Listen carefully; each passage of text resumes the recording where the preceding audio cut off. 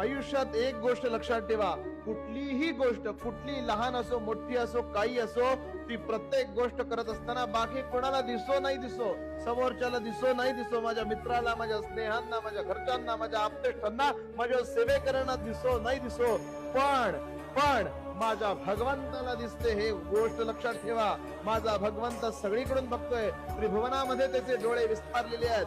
सगळं त्रिभुवन त्याच्या त्रिनेत्रांमध्ये सामावलेलं आहे.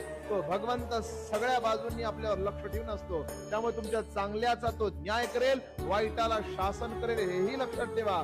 त्यामुळे कुणाला फसवू नका.